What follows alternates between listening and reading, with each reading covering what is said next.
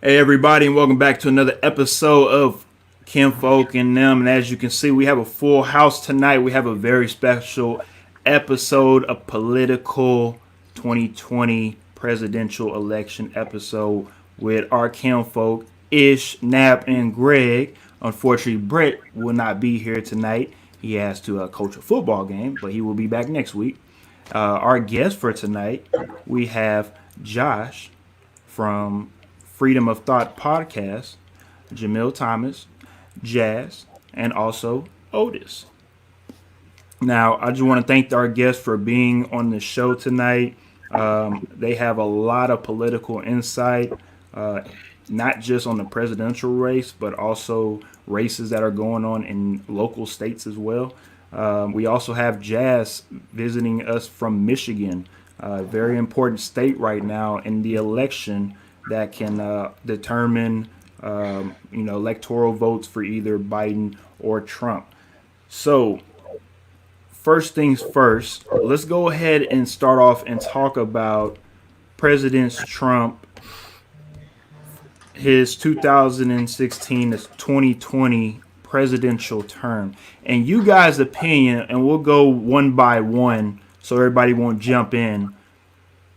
How was his term? Because when he first got elected, let's be real, there was a lot of people thought it was Y2K all over again. United States was just going to crash. Oh Lord! All of a sudden, Trump is president, so the United States is just going to crumble.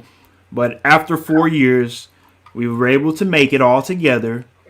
How was his presidential term? Go ahead, Otis. I see you want to start.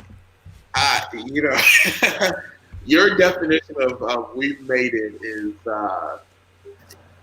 I'd love to know what it is because if you're watching the news right now, this man, I don't really refer to him by name. I think that the term that he's had has been terrible. And to sum it all up, to put the icing on the cake, you had COVID-19. You have over 230,000 Americans dead.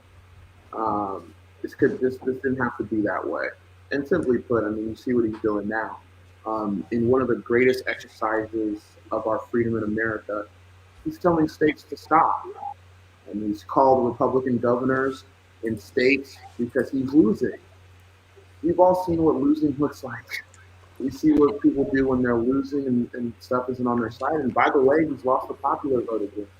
I tell you everything he's done for this country. And from when he came down the escalator in 2015 and called Mexicans rapists and drug dealers and that Mexico wasn't sending our best, to now where he's threatening the Constitution of the United States. So, um, do I think we've come out of this unscathed? Absolutely not.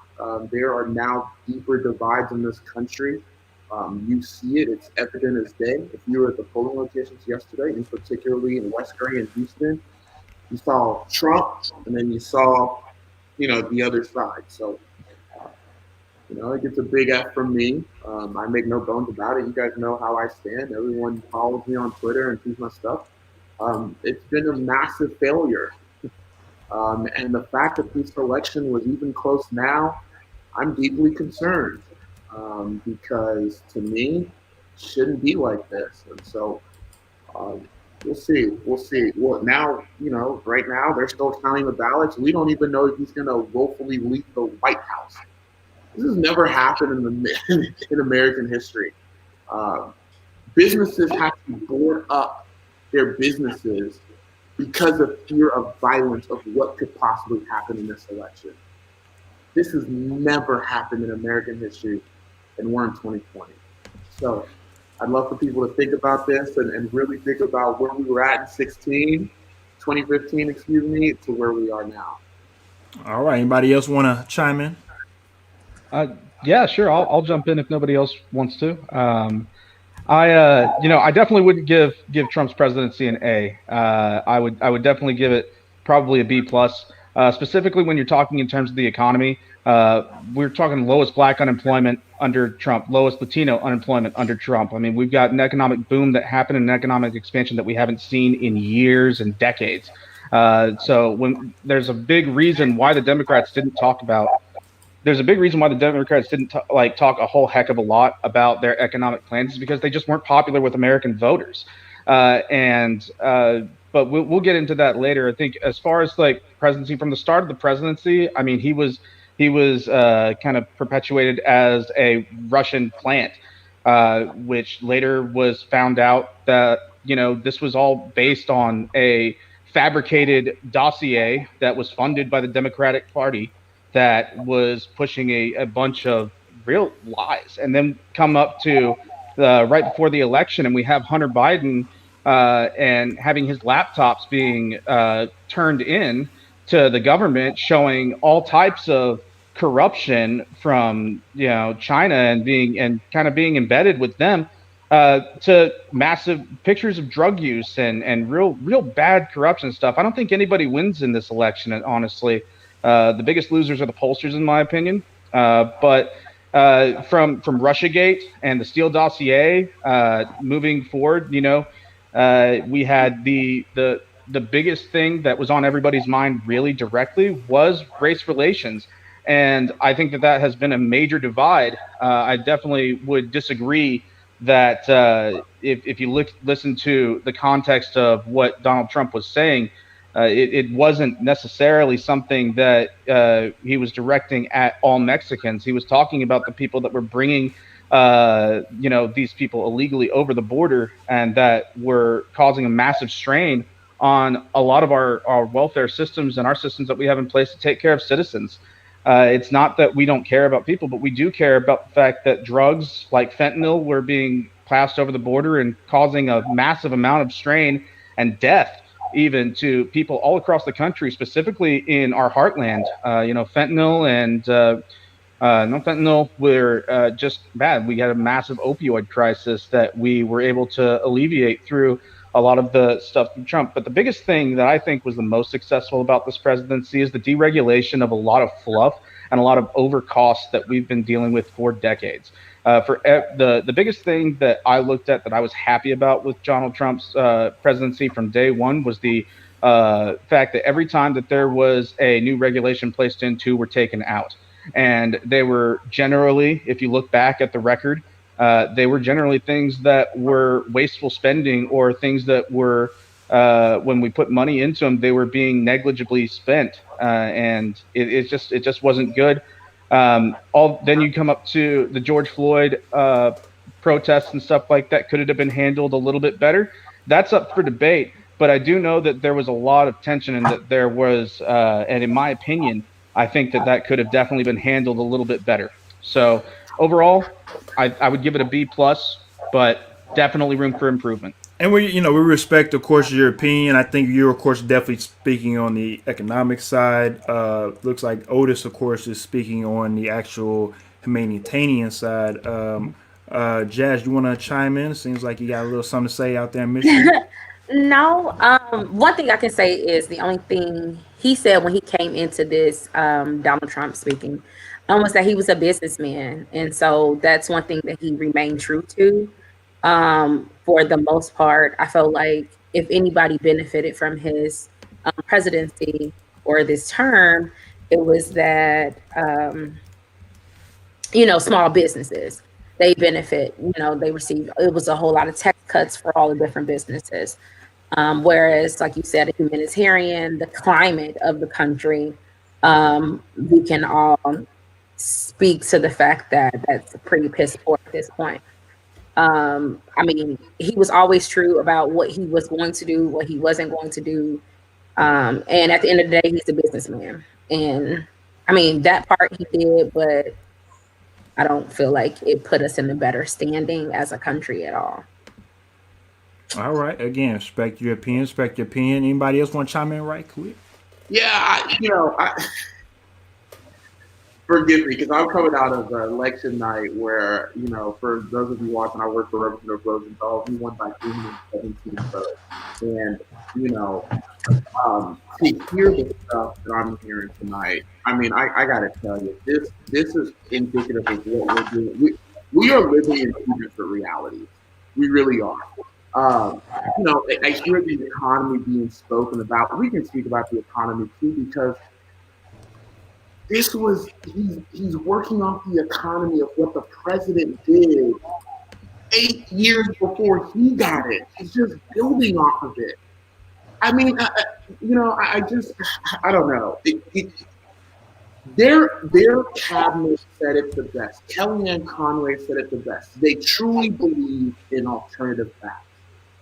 This is what is happening in our country. We are now spewing things about Hunter Biden. I mean, Hunter Biden has nothing to do with what is going on in the living room. The economy right now is bad because of COVID. We're not addressing the disease. We keep talking about the symptoms. Schools being shut down because there was a national shortage of pencils for teachers. It shut down because of Corona. The economy, the same thing. An economy that he inherited that was getting stronger and stronger. I mean, let's start. Let's I've been in the trenches now for 4 years, and I'm frustrated about the misinformation, the conspiracy theories, and the things that are out there.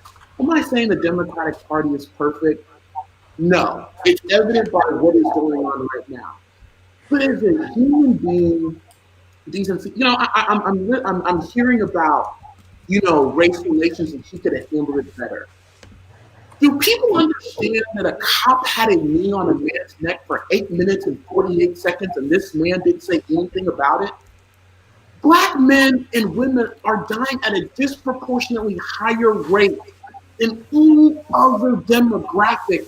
And this man, when they went to go march in Charlottesville, said there was very fine people on both sides. At what point do we start using humanity, decency, integrity, and respect to start talking about other people? A B plus?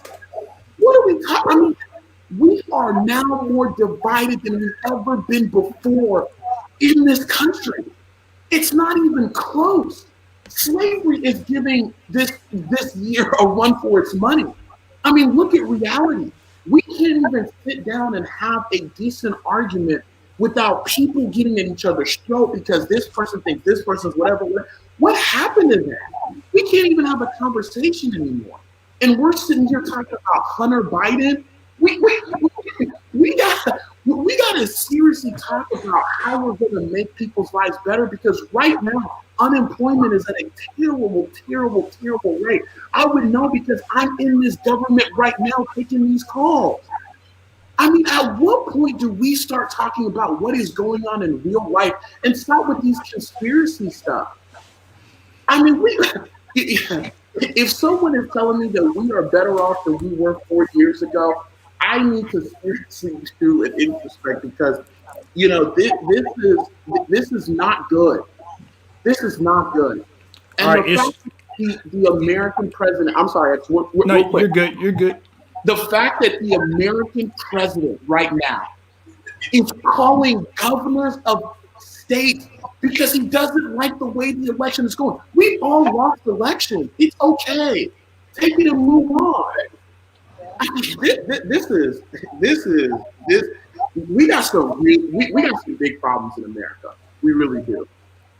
All right, and I again appreciate the words. Let's get to Ish right quick. Again, I want to hear everybody's before we get on to the next topic. Ish, what you Why got? we getting to me? Jamil, my bad. Okay, I'm sorry. I had to step away for a second. But I would say about the Donald Trump presidency, I would probably give it a C. Okay, and here's why. And I think that you would probably agree with me on this. People, when we talk about Donald Trump, we focus too much on the economic side of politics. Now, did he do some good things economically? I mean, you could say that.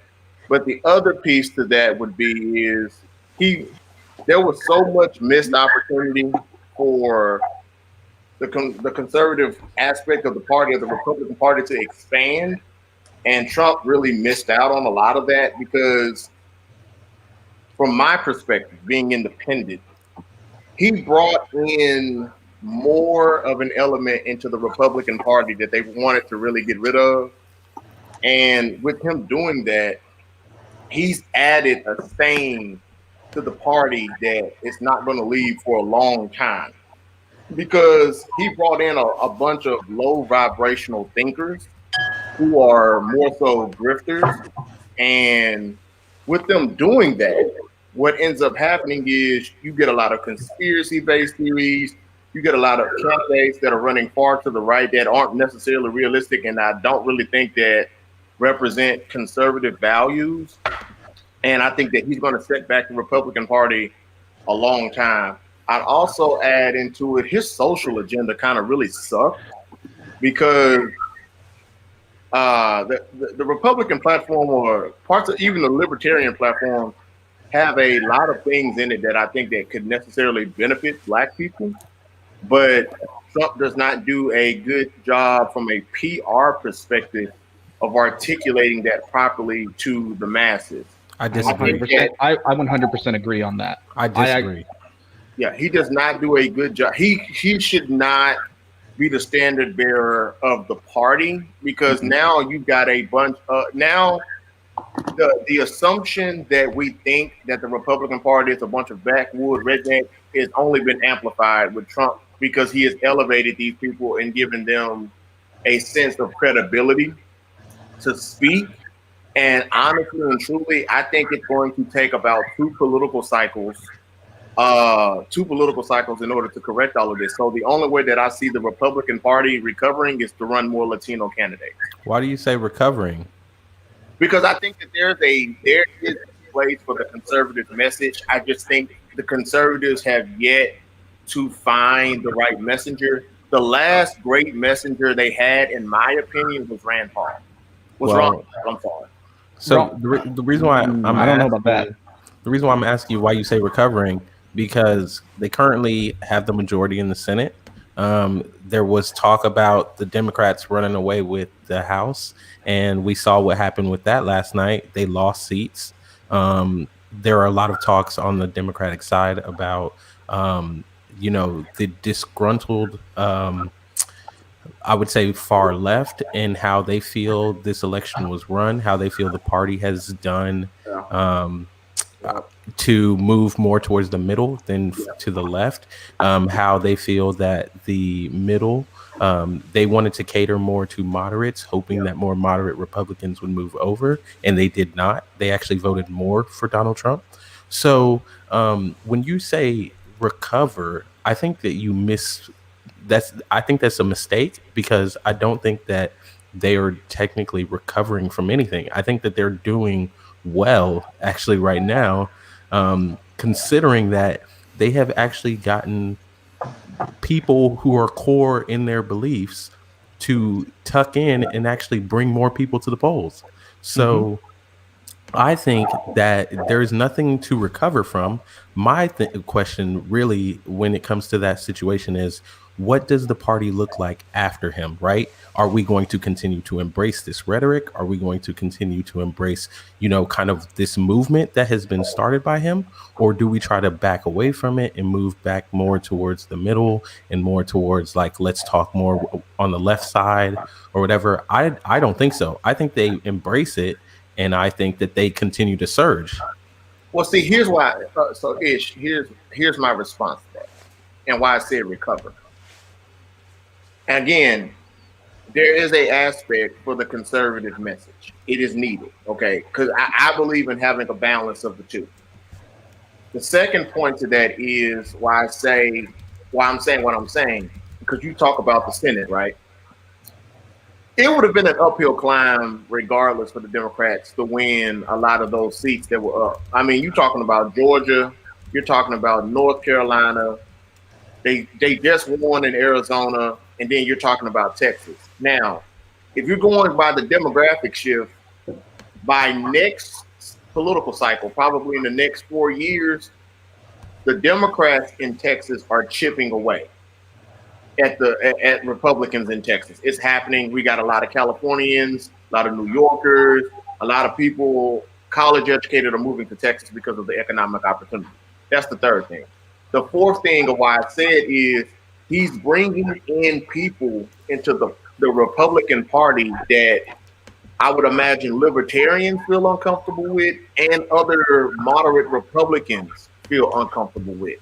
I think what's actually going to happen is both parties are going to start shifting into the center because I don't think that the country really benefits from extreme candidates. That's just me. That's They just will. They will not shift. But I'll let John go ahead. Josh, go ahead, Josh. Josh, my bad, Josh. Oh, So, Josh, I'm so sorry. you're all good. You're all good. So, a couple of things I want to address. There's a lot to unpack here, so I'm going to kind of try and talk a little fast. I might stutter a little bit, but so one of the big things that keep coming up is the rhetoric, and there keeps being a reference back to the good people on both sides. That is an edited clip, and if you watch the entirety of the clip, he specifically and explicitly says that the neo-Nazis, the white supremacists were not good people. If you watch that full clip, he says it, and he is time and time again consistently said that he is against white supremacy. He did not want anything to do with David Duke. He didn't want anything to do with anybody like that, Richard Spencer. And it turns out that they actually turned around and started voting Democrat. So there's that. Another thing on there is if you're talking about like where the Republican Party is going, I think this election really shows exactly where the Republican Party is going. Take a look at Florida and take a look at the massive Latino vote that came in. And then when we're talking about how like the Latino votes and the people that support party based on, you know, these people who came from communist countries and came from socialism, and they hear progressive and it's synonymous in their language with communists, they run as far in the other direction as they possibly can. I mean, they're booking it. So and I gotta say before we move on to the next person, the fact that we have people on the far left that are now showing pictures and videos of the Death Star blowing up Florida, and the fact that we have people saying that Cubans are no longer Latinos, they are white supremacists, that is a massive, massive, massive wrong thing. That's terrible. okay. I got to respond to that. Okay, so Josh, we have to be careful with the word Latino, okay? Because Latino means a lot of different things, okay? Because there are different type of Latinos. Because if you go and look at the island of Cuba, typically when you think of when we as melanated people, darker skinned people hear Cubans for us in the African diaspora are more so seen as white people. That's where they're mostly aligning. How it happens, that's how it happens. The darker skinned people, the Puerto Ricans, the Haitians, the Jamaicans, the people from the Caribbean, or the other people from the islands of the African diaspora, they typically more so align with us. Just like you have Mexicans, you have Latinos, and then they all, depending on where they are in the country, they have a different set of values. The issue of what happened in Florida is the Democrats do not have a message in order to reach out to Puerto Ricans and other black people or other Africans throughout the diaspora, because we're just deemed to be black, but they don't necessarily segmentate us into suburban blacks, urban blacks, middle class black, upper middle, lower middle, poor. Like we just get deemed as black. So I think that what's going on in Florida is not a true reflection of the country, because, like I said, it just depends upon. And how do you explain Texas's RGV flipping to Trump? You said what? How do you explain Texas's Rio Grande Valley flipping to Trump? I was just about to bring that up. That's another miss that, again, in that great statement that was coming before the election. Oh, Texas is going to flip blue. They were really banking on the Rio Grande Valley being blue, and it was red. So we have to. This is one of the problems I think that the Democratic Party has.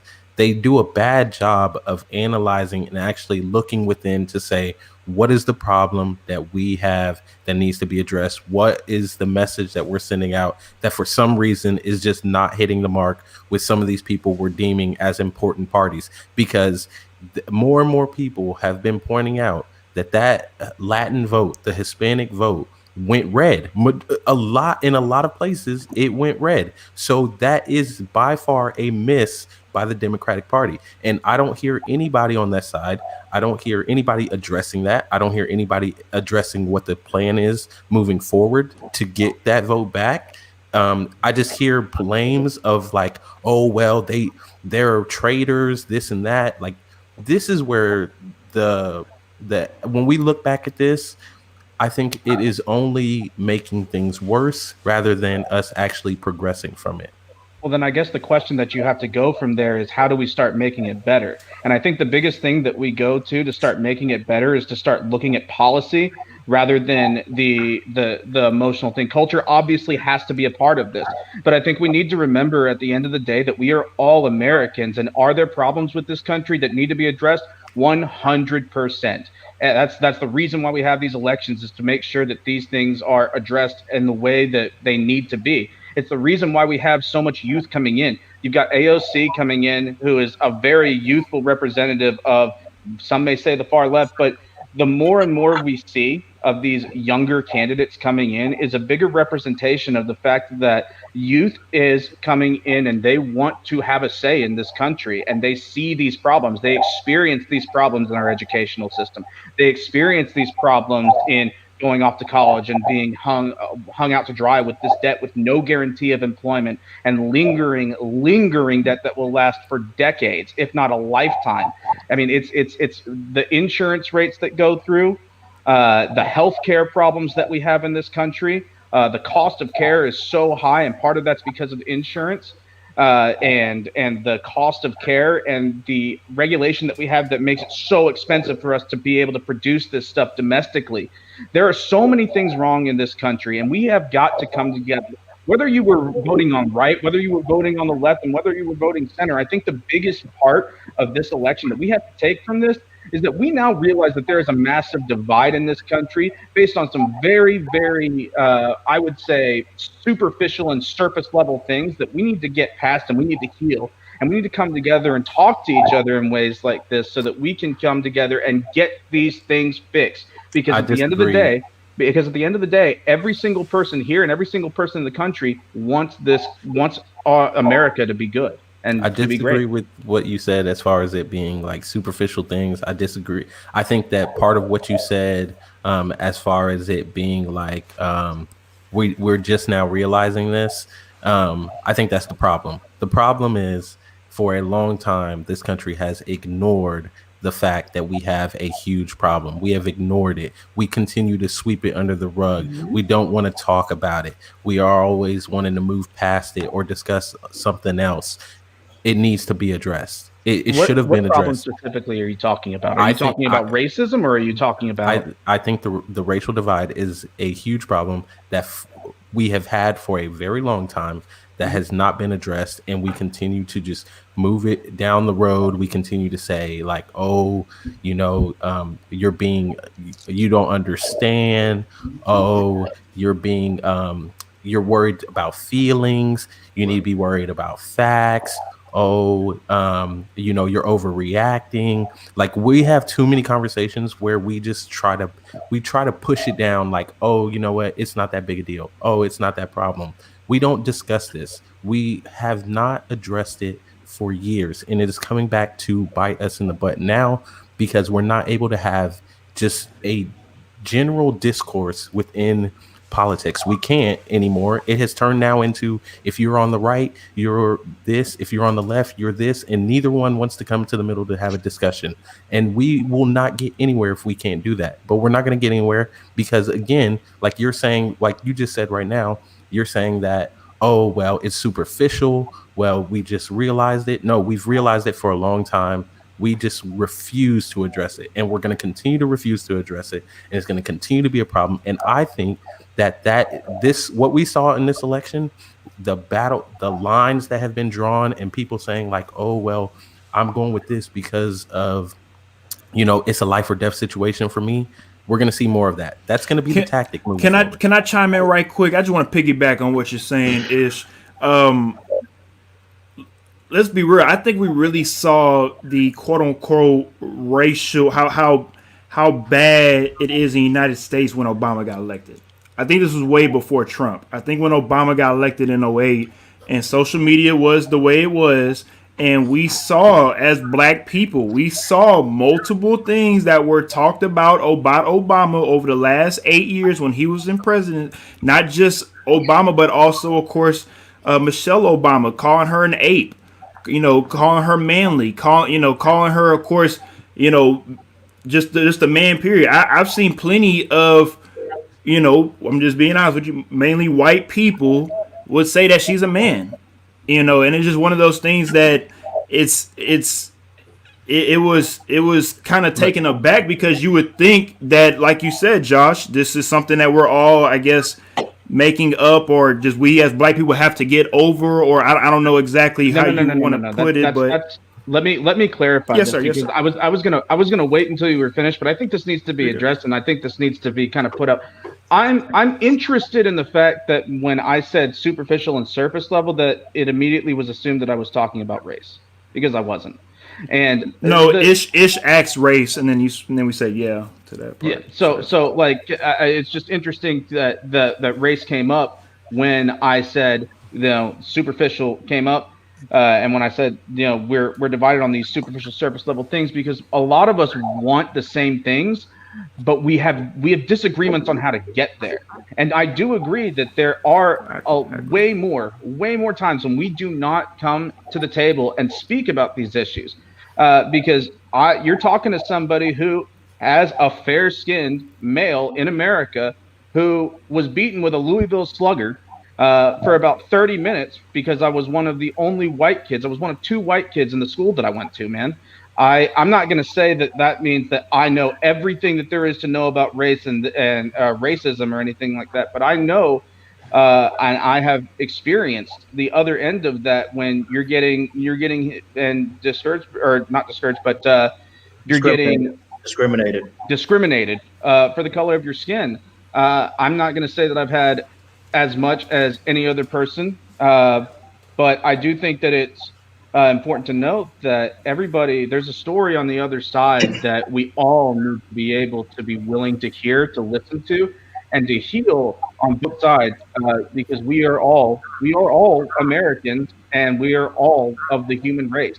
And until that is recognized by all sides, we're not going to get anywhere. And the only way to get there is to have these tough conversations. My question for the people is, how long is it going to take us to realize that we do not have to subject ourselves to the limitations and suppressions of the systems of the establishment that we currently live in? Like, we have to understand that we don't have to. The government is here to help guide us, right? We vote to elect these people, and they represent us. They have time after time after time after time have done nothing but a terrible job of representing the things that we want. So until they give us what we want, we should say fuck them and do something the fuck else. Which is why Trump won. That's exactly why Trump won. But niggas are still voting. I think Trump won as a big middle finger to the Democratic Party for screwing over Bernie Sanders. I think that was the key for what. For what Trump won. But they're still not doing anything that anybody. I was about to say that's regardless of the fact. Like, once you elect somebody and they're not doing what you elected them to do, then that's the whole point of democracy. Like, okay, you said you were going to do this, you didn't do it, so get the fuck out of it. Like, jump in, Greg. Jump in. I don't want to cut nobody off. That's kind of rude. Man, cut people off. Man, go. No, I don't want to do that. That's not effective communication. Anyway, the only thing I want to bring up, dog, is I see an article from a guy in Mississippi, 99 years old, right? He was only hoping that things get better, right? He's 99 years old.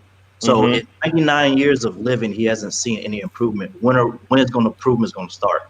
When is it going to start? 99 years. What improvement are we talking about? I was gonna ask the same thing. Okay, serious question. What is he speak? Is he speaking on personal experience? Because if you're 99 years old and you lived all your life in Mississippi, and we know how Mississippi is as a state, and you don't decide as your own personal self, let me move and go to another state to maybe prosper somewhere else. Isn't that kind of on you, not on? Because we've seen here in America, as Black Americans, we can make a decent living here. We can do certain things to where we can't say over a 99, not seriously though, 99 years span, just in 10 years along with the internet, it has made people look just like you and us, millionaires, thousandaires, whatever you want, 100, being able to make six figures But should I to have to support move to themselves. another state to have Or a At the end better of the life? day, that's But not. what I'm trying to figure out is from the 99-year-old, is he speaking on because he lived there at that one resident all his life and never moved anywhere? Like, I'm trying to figure out this story. No, he's speaking out all of black people in America, bro. He Okay. wants to see all of us win, and it hasn't happened yet. That's what he's speaking on, obviously. Okay. I mean, that's what he's speaking on. To go back to your opinion on how Trump's 2016, 2020 presidential term was, it went exactly how I thought he was. He was the executive producer of Celebrity Apprentice. He doesn't have a political background. I mean, what are we doing here? Like, y'all's having a serious talk. Let's bring a little comedy in here, lighten things up. He was the executive producer on Celebrity Apprentice, meaning that he didn't have any political background whatsoever, and it showed in his professionalism as a president, and it showed in the interviews he did. He has no idea what's going on out here. He only knows what's going on in his bubble. If you try to give him some stuff that's going on out here, kind of like the thing that blew my mind, it still blows my mind, is about the situation that happened in Charlottesville, dude. He never gave the other side of like, dude, you're in the wrong for driving through a crowd of people. He never gave them those people. They're just doing that. Just things like that. He lives in his own bubble, and he doesn't have the mindset to think outside the box. He don't need that as a president. So that's my whole thing. He needs to learn how to think outside the box. I think he plays to his base, and he plays to what works for him. Yeah, he doesn't think outside the box. I don't think it's not thinking outside the box. I think it's playing to, your strengths. He knows what's going to ignite his base. He knows what's going to keep the people engaged, and that's what he does. I think if he comes out and he makes what exactly do you want? You want him to come out and make a grand statement of like, completely condemning this guy that ran into people, right? That's what you want from him. I want him to be logical. What's wrong with asking a president to be logical? Is that too much to ask? Well, what's the base that y'all are referring to? I'm kind of what's the interested. base? Yeah, what is the base that you're referring to? Is it a demographic, a specific based on like ethnicity, or are we talking about on cultural values? What is the base that you feel like he's?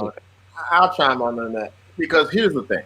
Okay, we as Black people have a completely different and unique perspective than anybody in this country. So, whereas Josh, as you as a white guy, you can look at and hear him say something and get a completely different context or a different meaning of what he's saying compared to what we hear. Because you might hear it as straight talk or him not being non-specific. For us, we hear the dog whistles and the foghorns because we live it every day.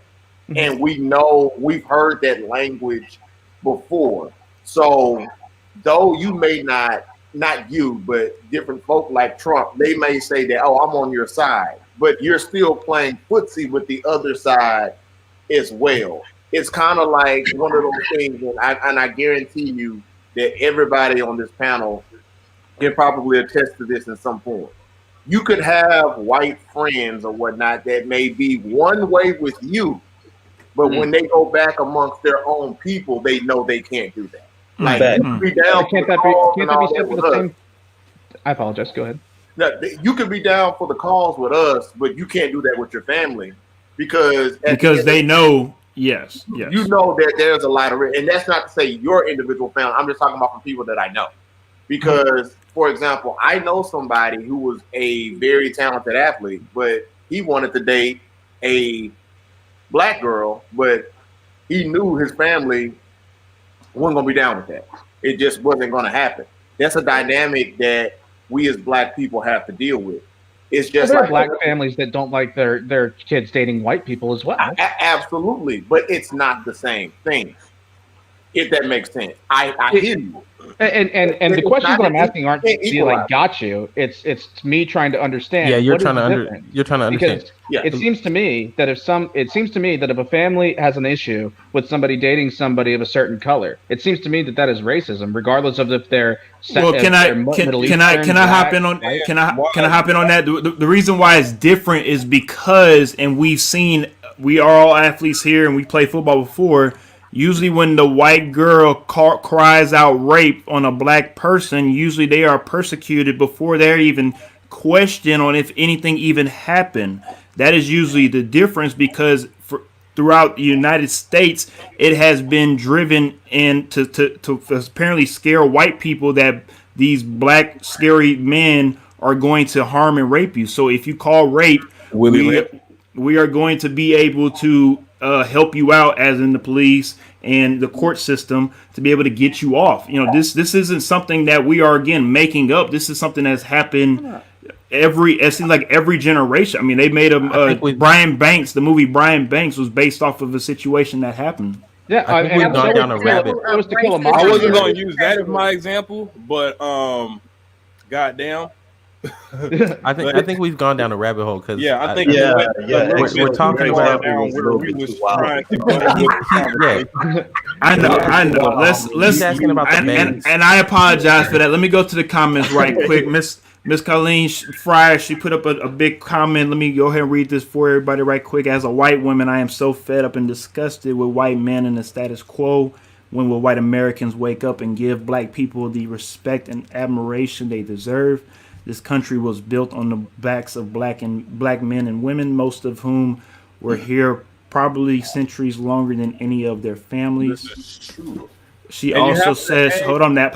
She also said Trump's reign. I'm sorry, reign. Trump's. I apologize. God damn it, boy.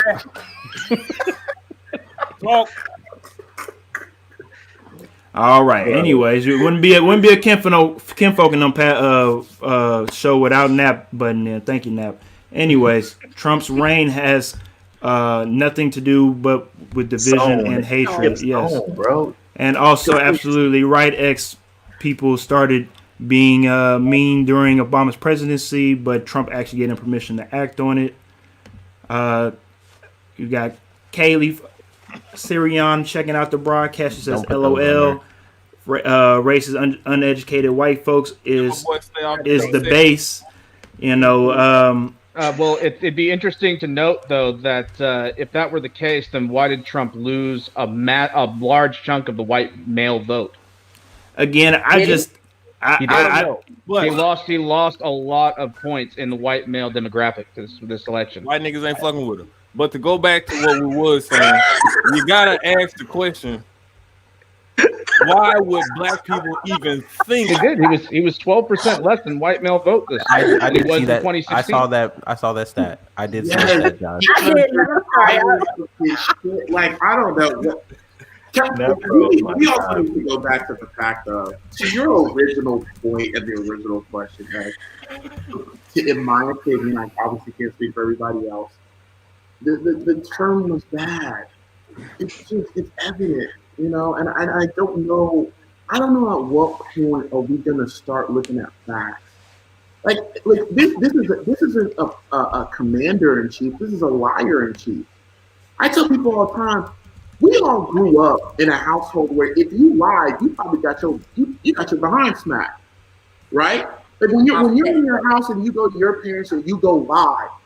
My parents had a wooden spoon. I'm Nigerian, so you got the wooden spoon, the belt. Wasn't no abuse. It's like, yo, you're not gonna be doing it. Now all of a sudden, this man gets up every single time and lies. And it's okay. And it's okay. And they admit it.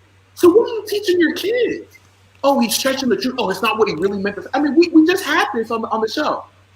This is what he really said. We all heard what he said. He said there is very fine people on both sides. And that the white supremacists were terrible people. I let you talk. I didn't interrupt you not one time. Fair enough. Then there was a person that got killed. Because he refused to condemn them. And he still didn't say that there was something wrong with this.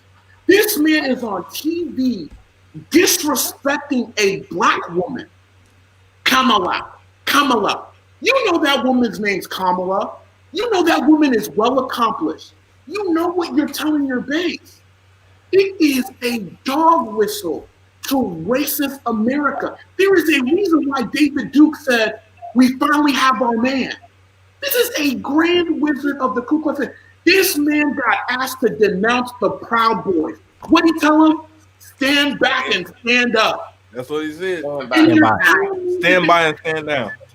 You got to interpret that, big dog. You got to interpret that. Come on, this alternative world in reality that some people are living, it's really, really sad.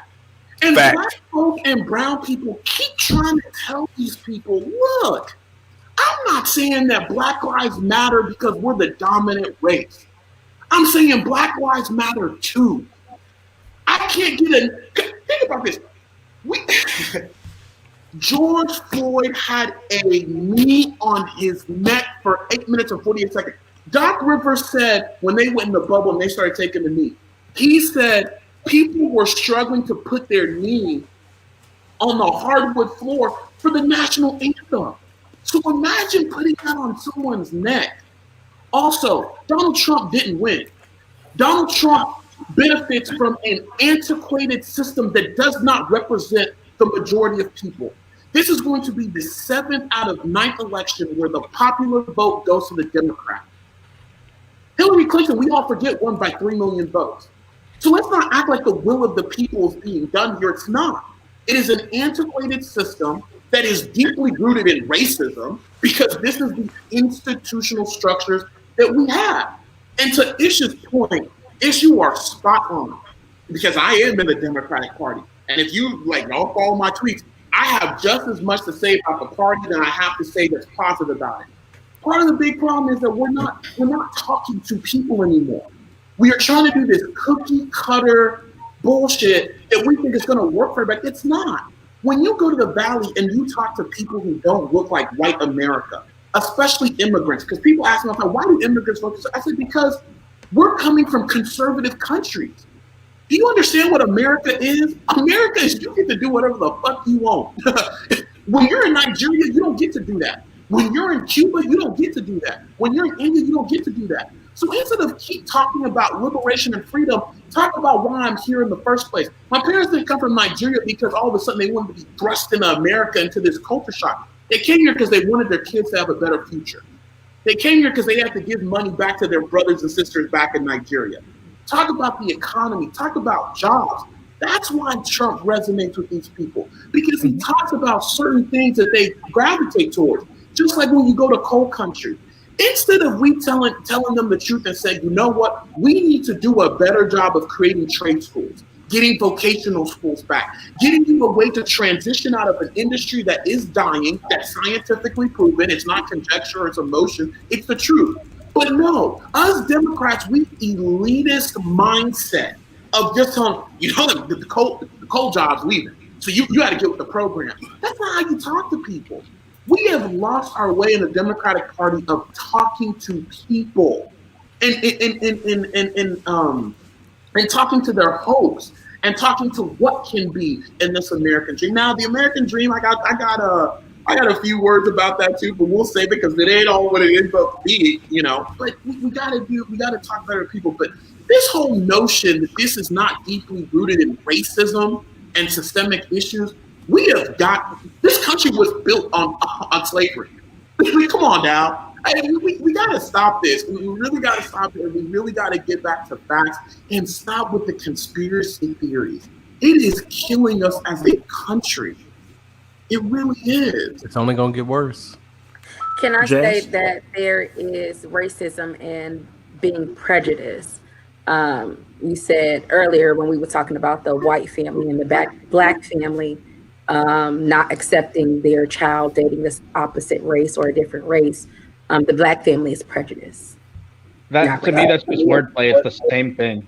It's the same thing. To a certain degree, yes, but you have to understand why black people would even initially feel like that, and it's because they were brought into an environment by those individuals. So if you go through years and years and generations of that type of subjugation, oppression, and and like torture and shit mentally, you're going to not like those types of individuals. So naturally, you will start to say, you know what, you don't need to be around them. It's not the same as saying there's a system of people who actively and are consciously aware, we do not fuck with you, we don't want you here.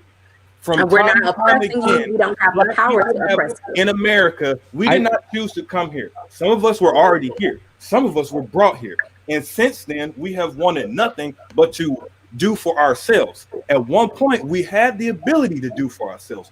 Throughout the nation, got bombed. Multiple cities destroyed. What are they now? Ghettos, hoods, lower income homes. So now those same people that have been brainwashed and manipulated into the places they are now are stuck because they ain't got nowhere else to go. No. And now we're where we're at today, trying to figure things out. How do we get better? How do we create more opportunity? How do we do this? But everybody's fucking misguided and distracted because people know what the fuck is going on, but they don't want to be accountable. And that's all I got to say about you, to be honest. Because I ain't voting. I ain't going to vote. But I did vote for a black guy. Napo, to your point, I'm going to ask all of you this question. Which one of you wants to sit around somebody who keeps making fun of you all the time? All they do is make fun of you, make fun of you, make fun of you, make fun of you. And don't get me wrong. We roast. It's the culture, you know? Like, that's what we do. We roast each other, make fun of each other. But at the end of the day, that's different, though, Napo. Right. We talking about, like, us friends, like, yo, we just... But if you don't know somebody and they looking at you off rip and it's just constant beat abuse, verbal abuse, getting me... What in the world would you want to say by that person? Do you know 53%, and we grew up in the burbs, and they'll probably make fun of me for this, but I'm pretty sure I have got with white folk a little bit more than some of my brothers down here. We all grew up together. 53% of suburban white women in 2016 said, "Oh, we rocking with Trump," and people were like, "Oh, we're shocked by that." I said, "No, y'all didn't grow up in the burbs." He got more of that vote this year. He got more of that vote in 2020. Of course he did. We all expect that. Why would we do it worse? Some folks who haven't been in the burbs will say, "Oh, what? No." They're the ones that'll tell their kids and say, "Look, we can have the one black, we can have the one Hispanic, but that's it. The rest of them, when they come in as a gang, they're gonna steal our stuff. They're gonna try to hit on my daughter because now we got to." And we got to move. We got to move out further more to the north. Real quick. So I'm watching. Just think about this as a culture and a mentality aspect. I'm sitting here watching television. We're watching The Amazing Race. Now, mind you, this is TV. This is reality. These are random people. But you have a team, specifically white women. They're in Paraguay, and the taxi driver stops, gets out to ask for directions. Their immediate reaction is, "Oh my God, she left us here. They're going to kill us." Like, why is that your immediate reaction? You know what I mean? You're on national television. You have a production crew with you. You know what I mean? And regardless, I understand you're in a foreign country. You don't know the people around you, but that's your immediate reaction. You understand that's the general mentality of these types of individuals. I think we've gone down the rabbit hole again. We did. We definitely did. I don't think so because that mentality spreads, and it spreads into the people. Y'all talking about suburban class white women. These are suburban class white women, dog. Like, you not going to go somewhere knowing. So are you saying that that's his base? So let me bring it back to the conversation at hand. So are you saying that's part of his base? It's not. They just rock with him for some reason. I don't know why. A lot of people. It's a certain attitude. You know what I'm saying? Right. It's kind of like, and maybe I shouldn't use this term, but it's kind of like this. When it came down to Donald Trump, and in my opinion, some white people said, "We just gonna get on code on this. We don't give a damn what he say or nothing. He's white. We gonna rock with it." That ain't everybody white. I'm not saying that that's everybody white, but there is an audience of white people that said, "You know what? If it comes down to the preservation of maintaining white power, I will vote for Trump." Yeah. I am not going to allow minorities to progress because we have dominated for 400 years, and I'd be damned if we relinquish any power. So even if this guy is an asshole, he says racist things, he says things that I would never agree with, I am choosing my whiteness because Okay, but I can am I ask going a to question? align with that. That's Can what I I ask, think. can I ask a question about that though? You got in 2016 he ran against Hillary Clinton, a white woman.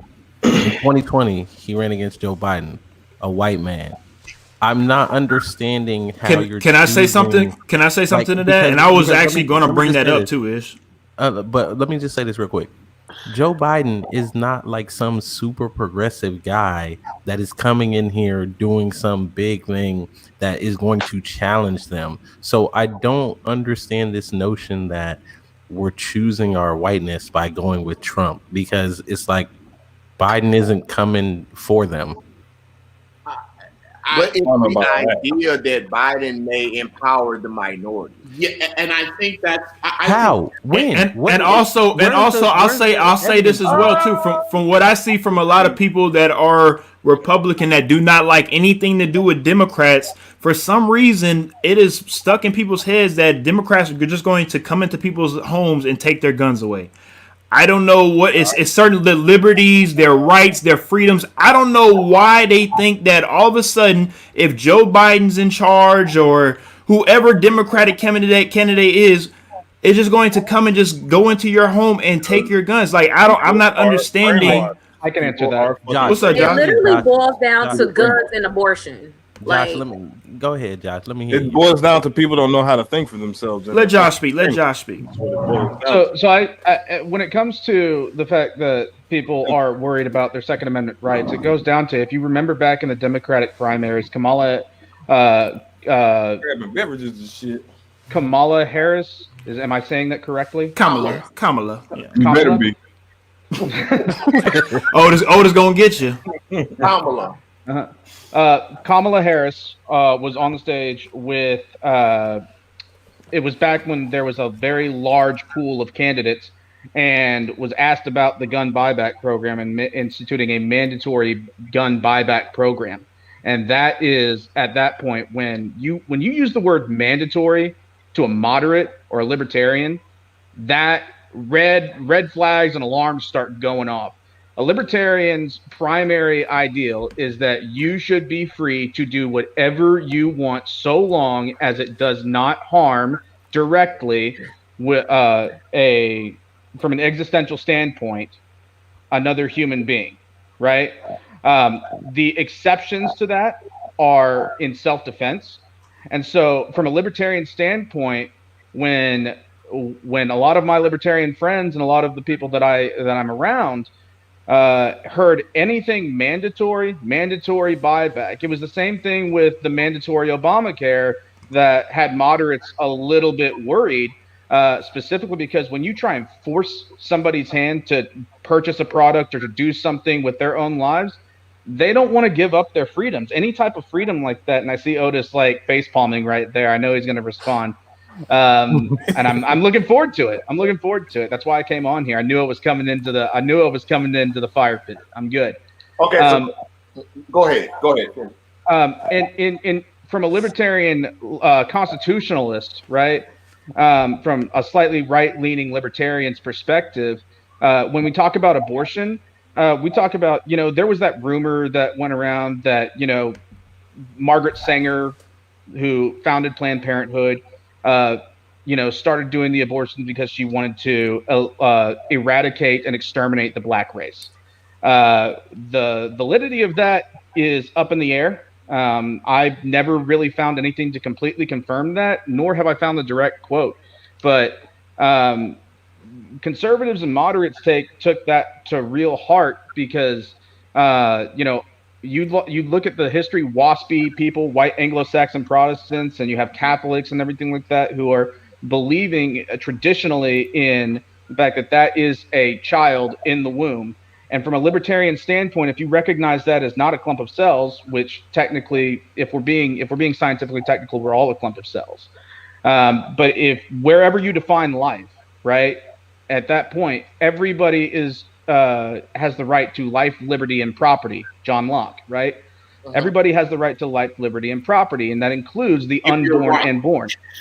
No, not at all.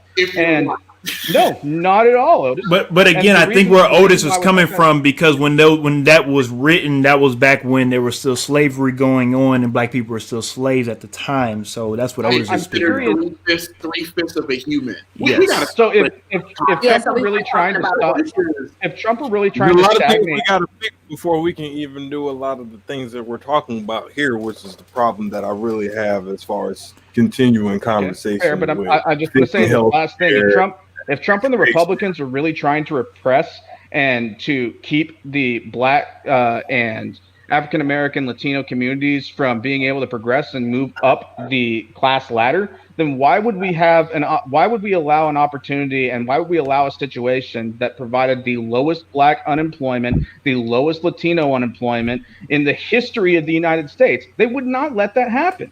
Okay. I mean, the fact of the matter is that. I think keeps niggas distracted. Credit on that.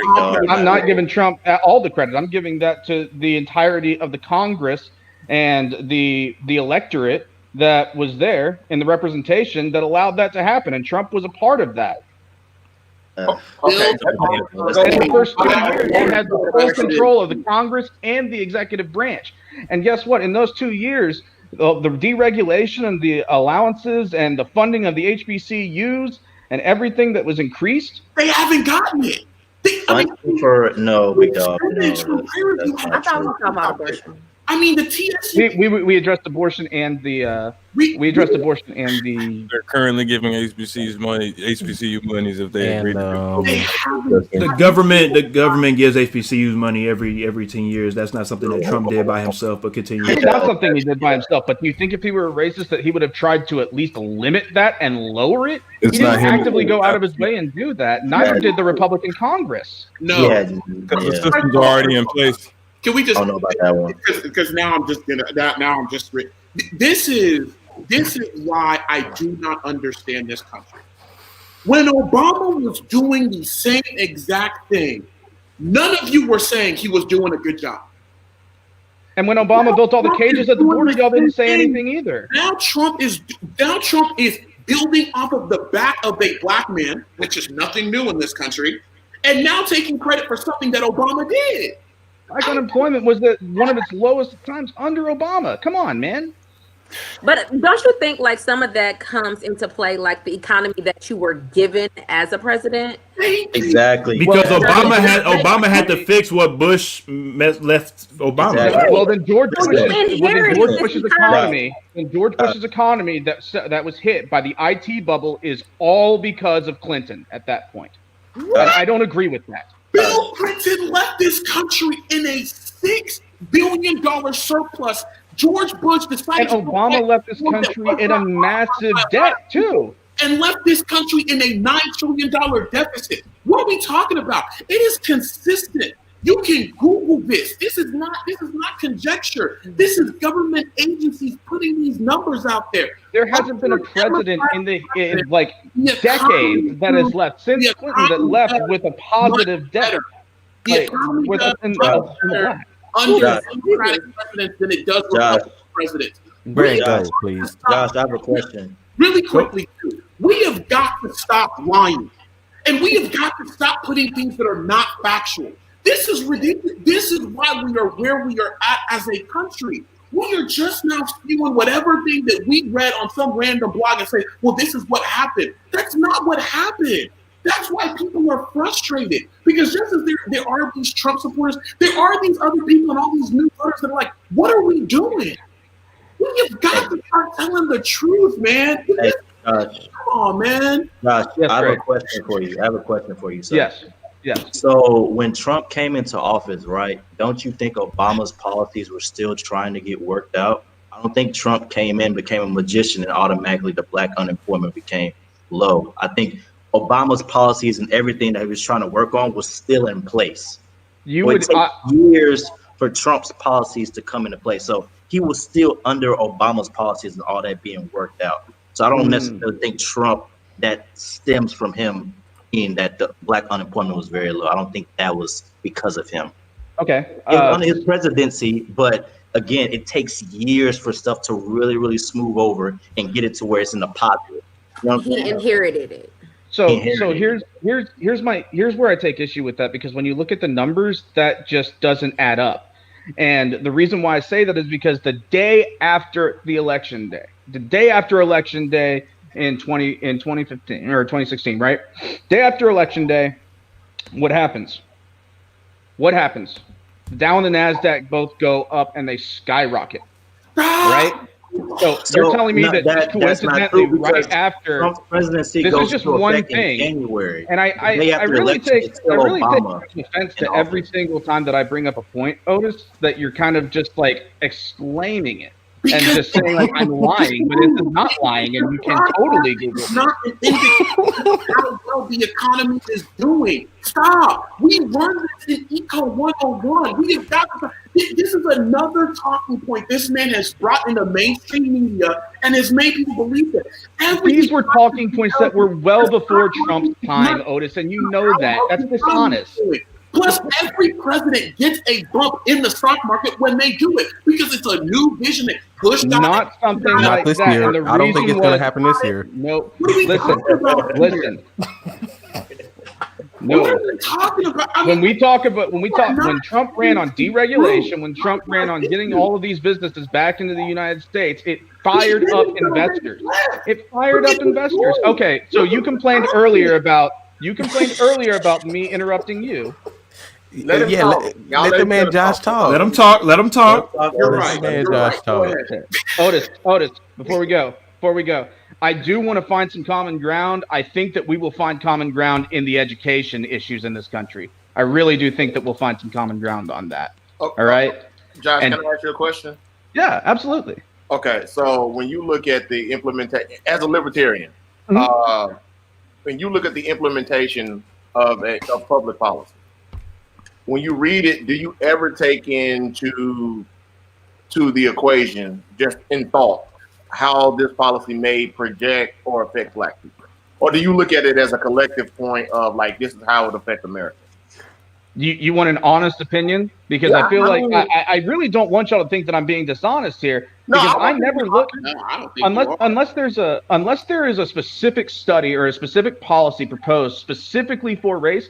I don't really necessarily think about race. I think about the communities. I look at the numbers. I don't necessarily look at the demographics as far as race goes, because when you look at where across the country, right? If we have a national and a federal policy that's going to be put into place, there are very poor communities in the Midwest that are impoverished, that are trailer parked, that are awful, right? It's going to affect them too. So we have to look at this as how this is going to affect communities across the nation.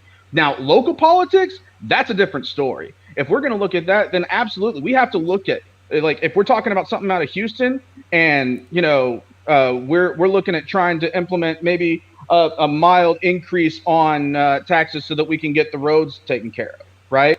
So that we can improve infrastructure. Okay, I have a massive problem, and this is something that, Otis, you may actually come and agree with me on this. I have a massive problem with the fact that with increases in taxes, the first places that are gone are not the places that really need the work, not the dilapidated areas, not North Houston, not places around like Third Ward or anything like that. It goes right over there off Kirby Avenue. It goes right over there. It's awful. But here's the thing also that we have to look at too. In local politics, partisanship doesn't necessarily matter. Partisanship is neither here nor there in local politics. And what we need to do is we really need to start focusing on local politics, because that's what really affects. That's what matters to you. Door. Exactly. I agree. Thank you, Josh, for saying 100%. that. I hope we all can agree on that. That's where the change needs to happen first. I'm absolutely sick of going over to look at the places where Black individuals and lower income families and stuff like that. Dude, I grew up single mother, struggling, had an associate's degree in education that she never used, that she still holds debt for today, tried to go back to college. College is super expensive. The taxes that we pay to put into the infrastructure and the things across the board, it doesn't matter what race, creed, color, religion. The fact of the matter is that local politics in Houston specifically, but across the country, are being absolutely mishandled, and we are not taking care of the representatives are not taking care of their electorate. And that is something that, as a libertarian, I am sick to death of seeing. I hate this two-party system. I hate it because it isn't that the Democrats are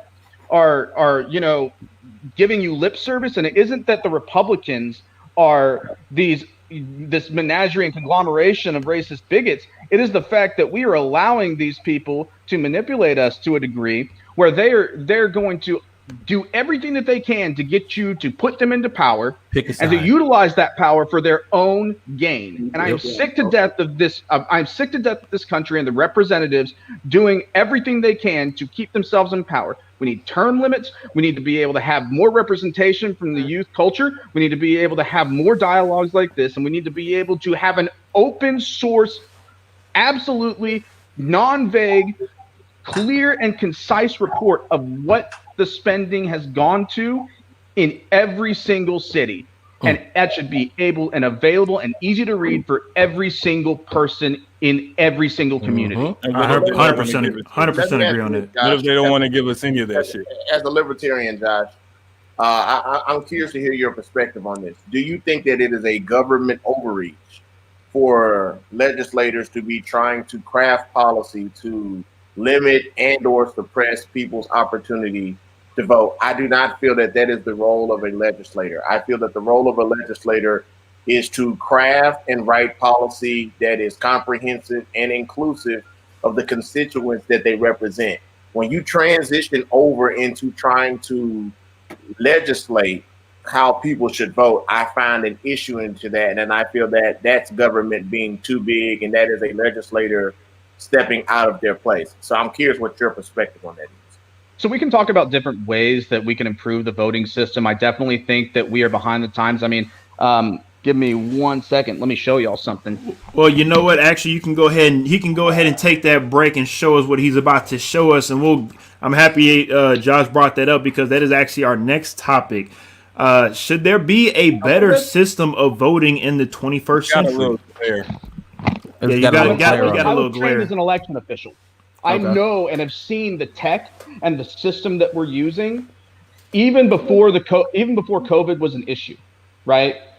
Even before COVID was an issue, did you know that people could actually take these, and in Galveston County specifically, you would get a slip and you would be able to go through and you would scan this slip. It was just a little UCF code. You'd scan it, and then it would bring up your ballot, and you'd go through, you'd hand it back over to somebody. They would mark it off with a Sharpie, and then they would assume that you leave. Guess what? You can walk around, and there were absolutely ways that you could slip around, and you could go in. And I tested this in training. That little Sharpie mark does not stop you from scanning it again and casting another ballot, and the system has no protections for it. And that is shoddy software development, and it is shoddy. Like there needs to be a multi-tiered. If we are going to shift over to technological ways and wireless ways and going from your cell phone to vote, there needs to be some massive amounts of security. And I'll tell you what, if you have to get a fingerprint to get your driver's license, you should have to get a fingerprint to go in and on the machine. You should put your fingerprint, your thumbprint on that voter box so that we can validate that you are voting and that is who you are. And so what do you do about a mail-in ballot? What do you do about a mail-in ballot? I think if we lean on tech and we start embracing it and we actually work over the next 2 years to 4 years to 10 years, however long it takes, I think that fades out. I think that we're able to validate without too much difficulty to transfer that data from the databases that we have of those bio images of our thumbprint and translate that over into a database that we can use and make sure that it's maintained. I think that fades out. But in the meantime, mail-in ballots, I mean, look, the mail-in ballot situation happened, in my opinion, because of the massive fear of COVID. That's why we're overloaded with all these. I mean, it's a fact. I mean, Galveston County, 100% in past elections, the most recent election in 2018, when there were congressional elections going on and such like that, right? They had 3,600 ballots, mail-in ballots. This year they had 30,000 mail-in ballots, right? This is crazy and destructive. It is absolutely unforgivable that we are sitting here the evening after the election day and we still do not have states called. That is ridiculous. They had months and months and months to plan this. And in case they had months and months and months to plan this, and I understand it's a major undertaking. Otis, because I was trained. I was trained in that. I know the system behind it. And I know the volunteers that are working there aren't always youthful and they don't necessarily know technology as much, right? But here's the thing. We knew that COVID was going to be an issue. It was talked about throughout the entirety since March. But we couldn't think of a better way to even send in mail-in ballots and decrease the move but the there shit was back. actually states that was attempting to count mail-in ballots. Philadelphia attempted to count mail-in ballots before, and they were not allowed to. And I disagree with that. I think that they should have been allowed to get them earlier and to be able to count them earlier. This is Christine Robichaud from Pennsylvania speaking. She's saying Republican lawmakers denied requests for Pennsylvania to start counting before the day of the election, and now Democrats are being blamed for PA votes not being counted. I don't blame any party for these things not being counted. And this is Josh, my brother. This is where you can be a little wrong, because we live in Texas right now. Yeah. All of this could have been done under Republican leadership. But why? They were afraid of the turnout that was coming out. Let me tell you something. One of my best friends is the county clerk for Harris County. Mm-hmm. He has spent the last month in court every day fighting Republicans who continually sue him over drive-through voting, one way to make it safer, vote by mail. He couldn't send out applications to everybody because they weren't under the requirements or whatever it was. All this other bullshit that the Republicans have been doing, smoke and mirrors. It's not just Texas. Pennsylvania, same thing. Wisconsin, same thing. Arizona, same thing. You notice it's the states right now that haven't been called, that are dealing with these issues, all under Republican leadership. And we've got to start calling it for what it is. And Josh, I got to tell you, now I'm not saying this to attack you. No. It's fine. I just don't think that Nevada is under Republican leadership. I have family that's out there. When you mention the fingerprint, I said this is privilege talking. Josh, you got to understand, communities don't trust like that. Imagine going to 3rd Ward, Sunnyside, Houston, and now telling Miss Willie Bell Boone, who's been a precinct chair for 50 years, that she got to put her fingerprint on a machine for a government she don't trust in the first place. We talk about Latinx turnout being super low, because it's still low, no matter how much they go, whatever. Do you know the countries they come from where voting can be a crime, where you can get killed for it? I mean, come on, we have got, this is why that question was super important about thinking about other communities specifically when it comes to culture and race. We have got to start thinking about where people are coming from. There is no way you're going to, Black folk, we got plenty on this line right now. Y'all feel free to disagree because we are not a monolith. Black folk can't go into the polling booth to put their fingerprint on another governmental document so that way we can get caught up when we driving down the street and another cop can come say this and say, are you so, whatever. We already have those fears already. I know older Black folk specifically don't vote by mail and early vote because they don't trust it. Absolutely. So we have got to stop. I've always said this. When this country decides to take care of the poor, decides to take care of the military, decides to take care of disenfranchised, marginalized, and voiceless people, that's when this country is truly going to be great.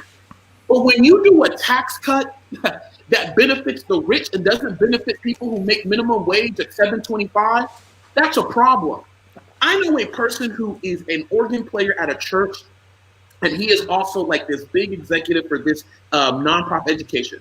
When that tax cut that Donald Trump put into place came into place, the paycheck that he got from the big corporate organization that he works for was 3 times higher than what it was for the $7.25 an hour for the organ player.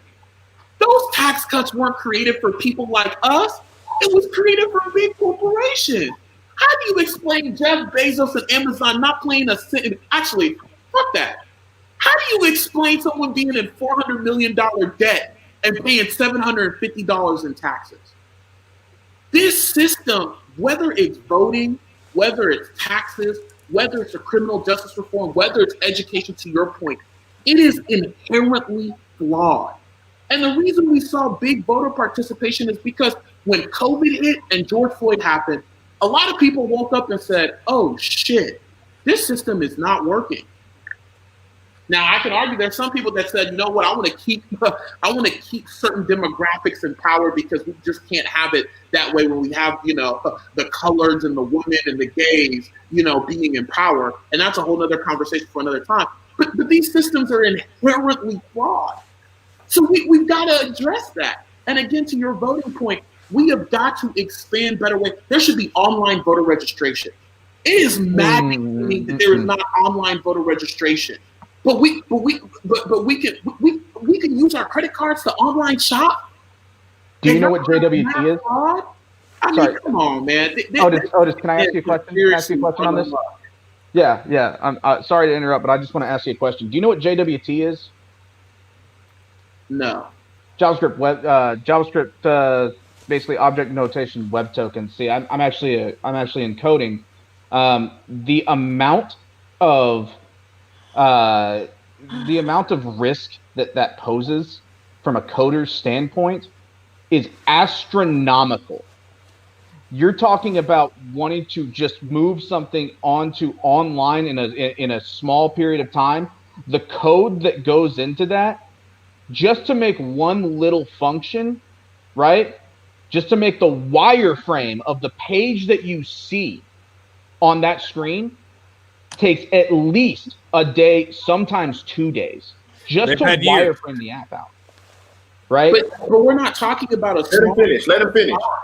We're not talking about a small period of time. Yeah, I don't think he's talking about building like from necessarily trying to just get it started right now. Like, I'm talking about the level of sophistication of something that would need to be there to ensure the integrity of every single vote is astronomical, and it would require authentication to the degree of a biological. I'm talking about voter registration. I'm not talking about voting. I'm talking about the voter registration. You're going to have to vote. You're going to have to register. You're going to have to put your fingerprint in, and you're going to have to do that. That's the level of authentication that you're going to have because okay, wait, I got a question. Our computers and buy stuff on. What are we talking about? That's not any different. You're talking about wanting to put things online, and I'm telling you that's a massive security risk. So my social security is already online. All my information about me, about my and entire I'm not being saying that it's safe there either right now. But since it's already there, we might as well take that route because what extra are we adding to the scenario here? Because my fingerprints don't have to be safe. So do the right thing and do it the right way. Let Jazz speak for a second. Let Jazz speak for a second. Okay, so we were having a conversation, and I hope I'm not incorrect, but I believe it's Australia, that they have like it's mandatory to vote. Like, just like as far as paying your taxes, it's mandatory to vote. So at 18, everybody is automatically registered to vote. There's far less voter suppression. It's, you're available to vote. It's always on the weekend. It lasts all day. You can vote at schools, churches. There's so many more polling areas. And then it's like, if you don't vote, you receive like a $50 fine. That I don't like. Why? Because what happens if there's nobody on the ballot that you want? I mean, that's like what it is for right now for a lot of people here in America. Right? Not to vote and not have to worry about getting more money taken out of. You want to talk about hurting like lower income communities? I'm And definitely they not don't paying trust attention. government, and they don't trust the representatives to go about But them. And what's they want to hurting the lower income community is the voter suppression. Is you changing There's a whole lot more voting to that than location certain the day communities. before when people don't have transportation. Like, don't. But And I'm not saying the that, transportations aren't even maintained that well anyway. Yes, sir. Okay, I want to ask this question because when I hear you talk, you speak from a policy perspective, Yes, sir. and I can't disagree necessarily what you say in policy, but in terms of application and then actually putting that into motion, your perspective does not include the barriers that people of color, most particularly Black people, what we deal with, the way how you come off, which I mean, you're genuinely being yourself. There's no problem with that. The way you come off is you speak in a manner as if everything was right and perfect, if everything was equal. That's why you're getting a little bit of the pushback because again, it goes back to what we say with the Black perspective. We have a whole unique set of issues that we uniquely deal with compared to everyone else. This isn't to say other cultures or other races of people don't have barriers, but we have very unique barriers. So, for example, if you say that if I wanted to do a mail-in ballot or whatnot, you telling me that there's one drop box in Harris County, okay? That's a barrier. What if I don't live near downtown and I don't have a car and I don't have family that I can necessarily reach out to? That necessarily is a barrier that some people do not have to think about. So just because other people don't have to think about it, nor do they have to consider it, does not mean that it's not real. So my thing, and I'm about to finish. My thing is, I think that when you get your driver's license, you should automatically be registered to vote right there. That would end it. I shouldn't. No more. If you register for a driver's license, you are automatically registered to vote. When you turn 18, you're automatically registered to vote. But that happened for me. It's not automatic. You have to still register. Right, but you actually, have to fill out an extra form to register. It's not automatic. Yeah, and actually, there was a federal court ruling that just mandated the state of Texas to follow through with that because in the state of Texas, it's actually supposed to happen. But what was happening was that certain locations weren't doing it. And a federal judge said, hey, Texas, it's about time you start doing it. Otherwise, you're going to be in federal violation because it's a form of voter suppression and it's against the Voting Rights Act. That's why, like, when we talk about voting and we talk, and Josh, it's nothing against you, brother. It's just, again, this feeds into the bullshit that we've been hearing from this president about voter fraud and voter this and voter that. It's not that. I don't understand this country. We pick and choose certain parts of the Constitution, the Bill of Rights we want to protect. When we talk about the Second Amendment, which, by the way, is a hobby, most people ain't shooting guns except for 3 months out of the year because you ain't hunting people down. At least that's what they say. We get up in arms about it. But when it comes to voting and your fundamental right, we suppress it. We're having one drop box in counties, whatever. Now, when it comes to freedom of speech, what some of us want to say, well, we got to say it's socialism. It's not the American thing to do because we're trying to have a better life.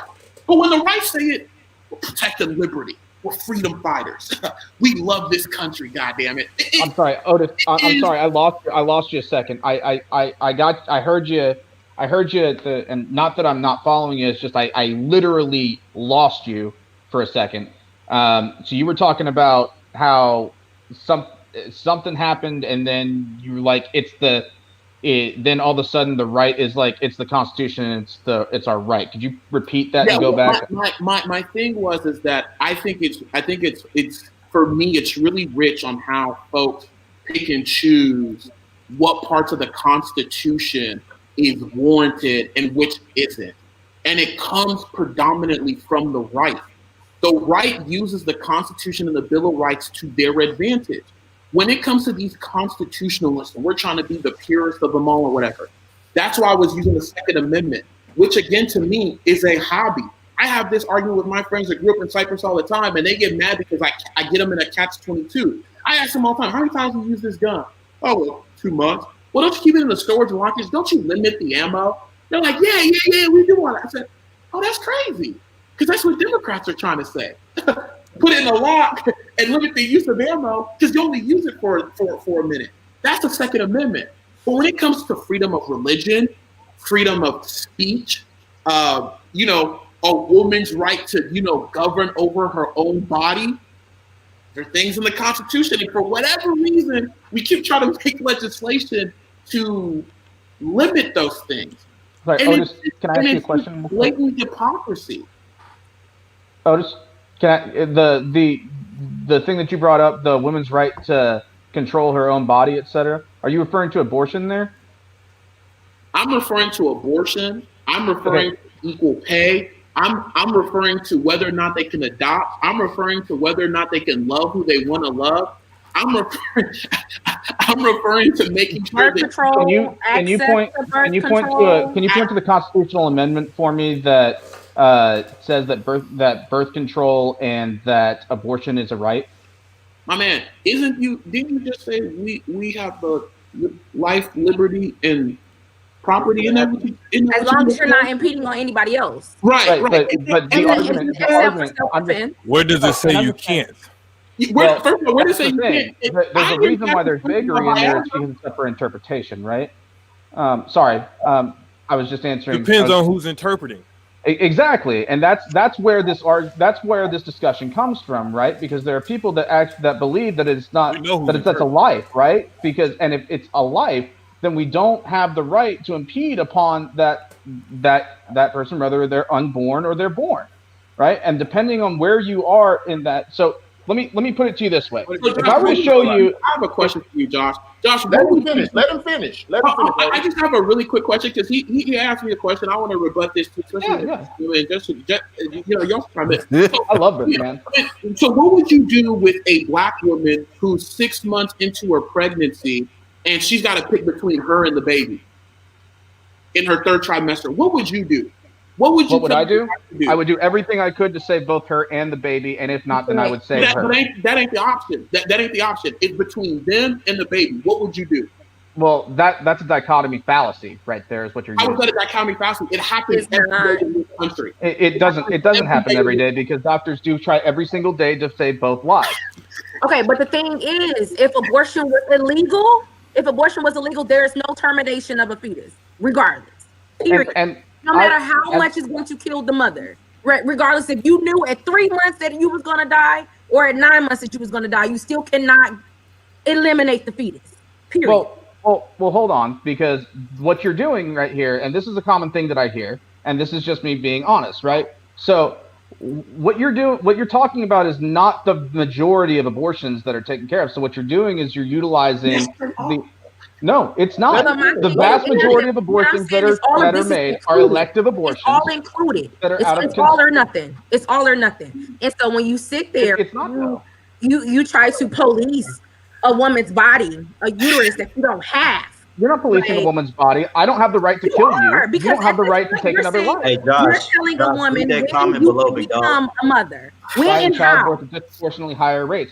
Yeah, while that may be that, there's a lot of things that go into that. Ain't no maybe. One of those things are they don't have access to as high quality healthcare as well, and that's a major issue. Well, Josh, if we actually want to go back in history, to be honest, again, this is something that is a black issue because back in the day, black people could not go to doctors because they would kill their babies. So that's the instant to the Margaret Sanger and the extermination of the black people. I mean, but again, Josh, it's the history that goes amongst what we are talking about now in 2020. Because again, like even Jamil is saying, you're speaking like from a stance of privilege. Exactly, but we understand where you're. Person who survived 2 botched abortions. That's what I'm speaking from. I'm speaking as somebody who was attempted abortions, and I'm glad if my mother had the ability and the availability to abort me, I would not be here on this planet. So I'm speaking to those who cannot speak for themselves, and that's what I do. At the end of the day, that was her choice. She was able to make that choice. Not anybody. I don't get to make choices for you. You don't get to make choices for me. As long as we are. We are going to continue to go round and round in circles on this one. We will. Let's go ahead and wrap this one up. Is there anything else? Like I said, somebody want to quickly wrap this up right quick? and I gotta interject here. Okay, so here's my thing with that. This goes back to kind of what I was saying originally before, and I posed this question to you, Josh. Mm-hmm. Like, let's start with the Second Amendment. Do you think, from the perception of other Americans, do you think the Second Amendment is viewed equally for Black people that it is for white people? Hell no. No, I don't know. I'm confused by your Oh, my premise. bad. Me, I think my bad. I'm confused by your premise. So here. my premise is, if you're walking around with your rifle or your handgun or AR, whatever firearm you so choose to have, okay? If you and a group of your buddies are walking around or y'all are standing around with that, no one's going to mess with you because they see it as you have the Second Amendment right. You have the right to bear arms. I believe you have the right to bear arms. But what I'm getting at is, if me, Otis, Ish, and Greg were standing with handguns or shotguns or whatever, if we were you're not about to catch me in that group because we gonna all die. If we would have it, my Second Amendment right is not viewed the same. I'm viewed as if I'm up to something. The second thing to that is, again, when we talk about policy, you speak of it in a manner if you took everything and you made it equal and everything was right, Josh, I would 110% agree with you. But in the same breath, you have to acknowledge that Black people specifically have unique experiences and unique things that happen to us all the time. If you don't acknowledge that, then it's hard to even have the conversation, because if I ask you the question, do you believe systemic racism is real? So I believe that there is the existence of racism, but here's the issue that I have with systemic racism, at least that term, is that you've got to point. I want to stand against racism. I think that racism is terrible. I think that it's awful. I think it should be purged from this earth. But it does us no good if we're just talking about something that's just out in the ether. You have to point to me to a specific issue and a specific instance. Okay, right? I got a specific instance. We don't even have to talk hypothetical. I'm from Michigan. There was white supremacists or Trumpsters or whatever you want to call it, individuals. I'm just warning you right now, if I don't know what it is and I don't know the background story, I'm going to say there were people at the Capitol in Lansing, in Michigan, walking around like microaggression, intimidating Gretchen, our governor, with guns, with their, rifles, whatever. No, what is the cause for? But then you have Tamir Rice, who was killed because he had a toy gun, and that is what he's talking about. We do not get to utilize our Second Amendment right in the same way. Period. So I don't want to speak to, I hate, here's the one thing that I hate, and the biggest problem that most people I think have with entering into conversations like this. We talked about why these conversations rarely get a chance to happen, is because a lot, at least from my perspective and the people that I associate around libertarians, speaking in generalities is very dangerous, right? When you're talking about when you're trying to solve an issue.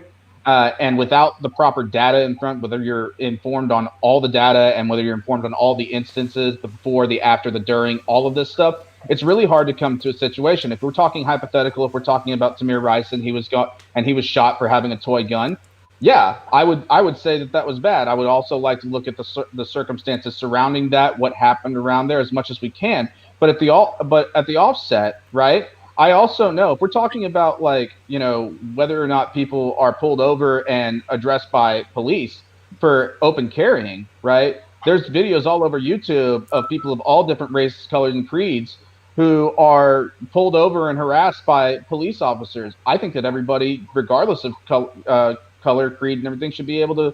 I've heard of countries who have specifically said you are going to be trained and issued a firearm. You were going to be trained with it.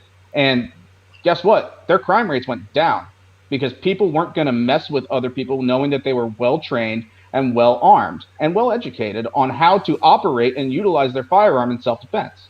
That's good. Can I ask you one question? How many times have you been pulled over and not known why you were pulled over? Still received a ticket or were told to leave? Actually, more times than not. More times than not, I've wondered why I've been pulled over. Can we give us an example? I have a question for you as well, since you brought up the all races go through stuff on the YouTube or whatever. What's the ratio between black people to white people in your opinion that you've seen these videos of? Well, I don't know how the algorithm works on YouTube specifically, because YouTube as a platform is terrible for monetization, and so I mostly stay on Twitch. But as far as what I've seen, But Josh, just some examples for systematic racism. Brooke Curtis wants to give us the prison system, access to education, access to healthcare, medical bias and discrimination. This goes on. When you start breaking up families inside of the low-income communities, things of that sort, redlining. Well, I'm 100% against I think the war on drugs was probably one of the biggest attacks on the black community. 3 strikes law, all that. But John, let me mandatory minimums. I mean, the entire prison system. Also, really quickly, you see it in even advocacy groups, Josh. Look at Philando Castile. Philando Castile I've heard the name. Is licensed Did you see the comment on him. I am her husband, by the way. And they you know who stayed quiet? The NRA. Now, why is it that the NRA stayed quiet when this black man had his concealed license on him and was trying to pull it out and got senselessly gunned down? But whenever we talk about all the other gun stuff, oh my God, they're trying to take your guns away, and AOC is the devil, and socialism run amok. But here's a man who got killed, who had the right credentials and had every right to carry a gun, and they didn't say a goddamn thing. Because the same way that us, Josh, because the same way us as black people see the Second Amendment only really counts for white people is the same way the NRA only back up usually mostly white people. Because if the NRA wanted to make sure that every American is armed and is able to operate that weapon and legally own that weapon, shouldn't they back any and everybody that is killed unjust, like a situation like the Philando Castile?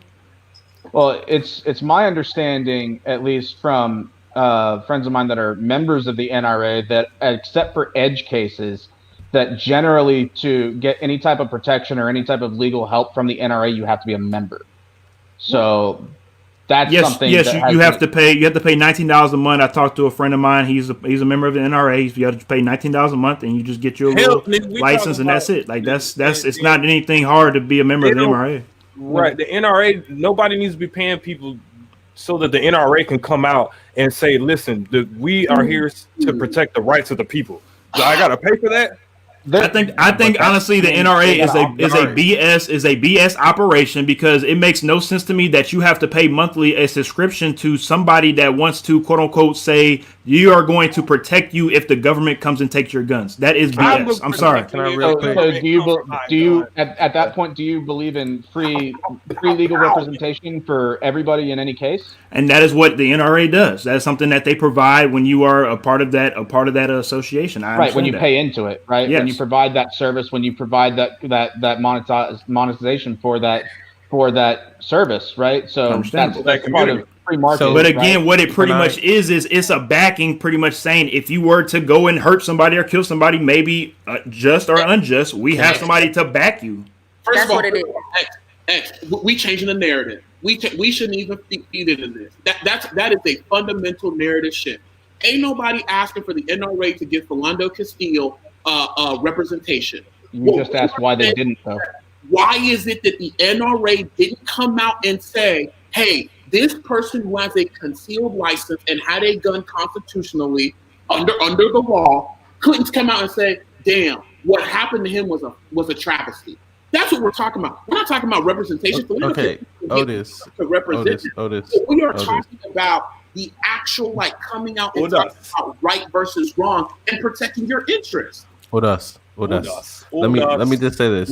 Okay, the NRA is an organization that's not run by anybody in the government, not run by any government official. So for people to be coming out and asking why didn't the NRA make a statement because they're an organization that they make a statement when they want to make a statement, right? So like the NRA is not the end all be all of all Americans' Second Amendment rights. They are just one organization. They're the largest organization. They're the most, I guess, publicly known organization. But there are a number of these organizations around the country. So for everybody to be crying about or yelling about the NRA, sorry, I misspoke by saying crying.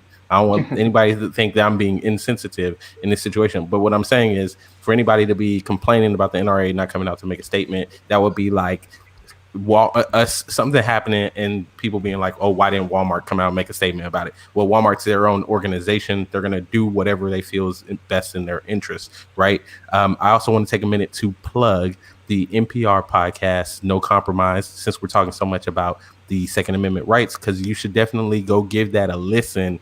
And it goes in depth about some of the politics behind the Second Amendment and some of these groups, including the NRA. They talk about the NRA in there, and a group that's pretty much up against the NRA that is also about Second Amendment rights. I think it's good to listen to that kind of stuff because you'll see where people like Josh are coming from, where they're necessarily not saying that, you know, where how they apply the Second Amendment is just like they're applying it across the board to everybody. That's everybody's right to own, and they feel like the government should not have any right to say whether or not you can bear arms. The right to bear arms means that you can have the arms, you can do with what you want in order to protect yourself against a tyrannical government.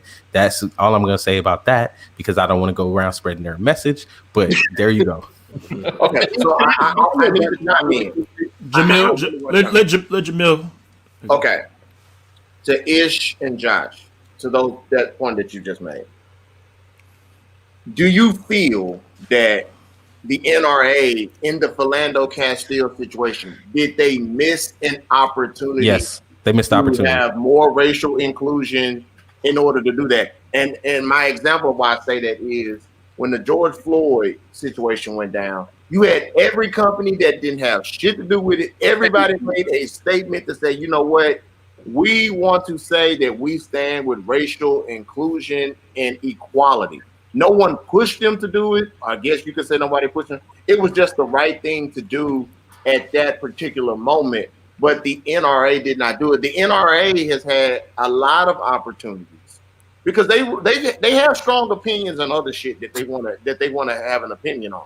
But I feel that was a missed opportunity for them to say, you know what, we are inclusive of everybody, because though they don't have to, because that's their right, they don't have to, it gives the perception, and perception is reality for some people. I agree. You don't give a damn about black people. Yes, you have black members. I'm not saying that there aren't black people in the NRA, but to Josh, to this point, from the black perspective, we see those people as tokens. We see them as those are the token people that are just a part of the organization. And again, when a black person is speaking in the word token, it has a completely different context to how you're hearing it as a white guy. That's just how it's going to come off. But it's the same thing. I know it's the same thing as when I say like it's an edge case, right? Yeah, yeah. I'm just saying. So we see that, and we're saying like, why are you not? This was a layup opportunity for the NRA to come in. Can I address that though? But Ish, I want to rebut something that you said, because I think that's also a mischaracterization of what a lot of people are thinking. People don't expect the NRA to come out and say I know that. About I know what you're saying. So I don't think people are complaining. I don't think people are yelling. It goes back to the issue of what the original premise of this question was, is that talking about institutional systems of oppression and racism.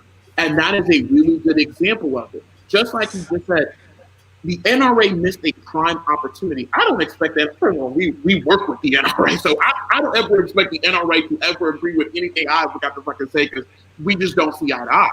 But the original premise was name specific examples of institutional racism in systems that do it, and that is a prime example of that. I would argue with you to do that or not.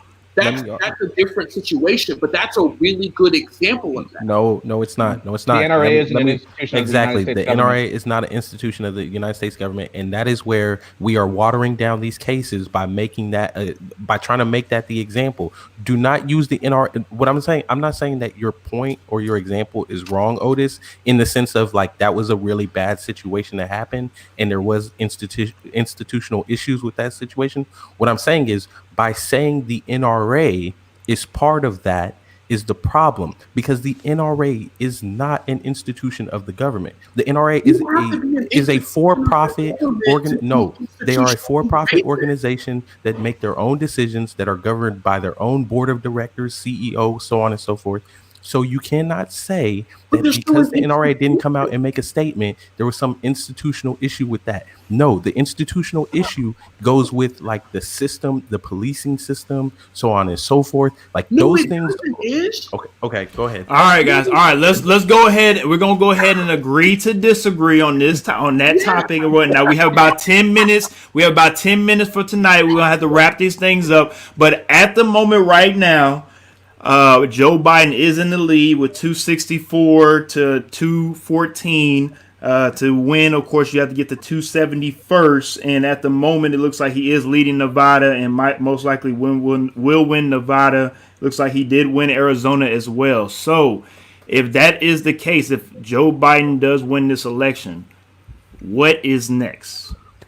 Y'all, in real life, we have to start holding our elected officials responsible. Like, all the stuff that we say we want, we have to make them do it. Like, it's just like, honestly, like police reform. Like, we talk about all this stuff all year, all day, every day, and then no policies change. Nothing is enacted. I mean, at this point, we need to gut the whole system and start over. But if we want to be real, like, there needs to be severe training. From this point on, there needs to be the requirements for police officers, the education, the training, all of that need to be raised tremendously. Like, we literally have to start holding our officials accountable. And when they're not doing what we want them to do, you're an elected official. You need to go. We need to hold a special election, and you just got to go. We have to take control of our democracy. Like, no, you're not going to sit there. You're not going to continue to be there and not serve the people who put you there. I would agree. Yeah, say the best. If we can't change it, we got to take control of our democracy. That's all we can do, is make them do what we want them to do. Or else we're just going to keep on sitting around doing the same old things that's been happening, looking like crazy people. For me, if Biden wins, which obviously is looking like he's going to do that, as Xavier definitely illustrated to us, his expectations are going to be pretty low, to be quite honest with you, because he's coming in after Trump. So as long as to me personally, as long as he says what he's going to do, he may or may not be able to do that in his 4 years, or if he's able to get another term once 2024 comes around. But as long as he's able to say what he's going to do and actually, exhibit some type of professionalism as far as being a president, he's got my ear, he got my eye on him, honestly. That's my thing on it. It's just as long as you actually, conduct yourself like the former presidents before him, even if you don't have the views on the former presidents, that's totally fine. Just go up there and actually conduct yourself like a adult, because Trump doesn't do that a lot of times.